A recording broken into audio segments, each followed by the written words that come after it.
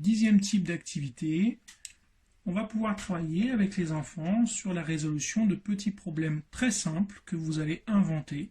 Il ne s'agit pas d'avoir des choses compliquées, il s'agit de travailler sur ce qu'est un problème mathématique qui en fait n'est qu'une simple histoire. Donc on peut s'aider de personnages, ça peut toujours aider à comprendre la situation, et d'histoires très simples. Voilà, par exemple Louis est venu à l'école avec 5 billes, qu'on va représenter par des jetons, donc utiliser des vraies billes. Il en a donné 2 à Mariam. Combien reste-t-il de billes à Louis? Donc là, les billes sont apparentes, donc la réponse semble facile. Je peux les cacher dans un premier temps. Selon l'âge de l'enfant, vous adaptez. Voilà, est-ce que ça lui semble simple ou pas? Est-ce qu'il a compris?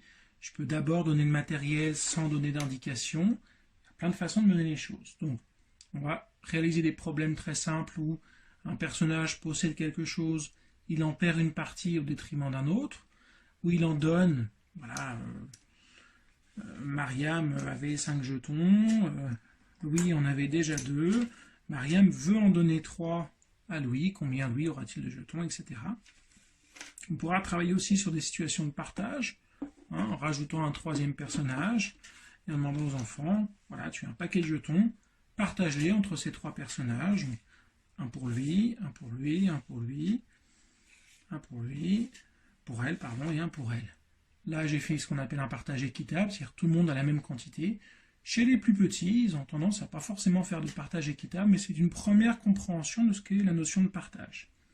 Et puis, je pourrais aussi arriver à des partages de ce type-là, où volontairement, je n'avais pas mis assez de jetons, et dire aux enfants combien il manque de jetons pour que tout le monde ait la même quantité. Donc, des problèmes simples, à partir d'histoires extrêmement basiques, de jetons, de billes, de choses qu'on a gagnées, de choses qu'on a perdues, à partir aussi de gobelets. Ouais, je prends 2 gobelets, je dis à l'enfant, dans un gobelet, je mets un jeton, et encore un, je le cache, là, je ne lui donne pas accès, à ce qui est dans le gobelet. Dans le 2e gobelet, je mets un jeton, et encore un, je cache, voilà, je mélange les 2 gobelets, je lui demande, combien y a-t-il de jetons dans mon gobelet, sans lui montrer, sans les sortir. Là, il faut qu'il travaille sur l'image mentale, sur ce qu'il a pu retenir. Il sait qu'il y en a eu dans le jaune 1, et encore un, et encore un. Dans le bleu, 1 et encore un. Normalement, en ouvrant la boîte, le gobelet ou autre, je vais pouvoir vérifier, faire une proposition. Je pense qu'il y en a 5. On va vérifier et valider sa proposition.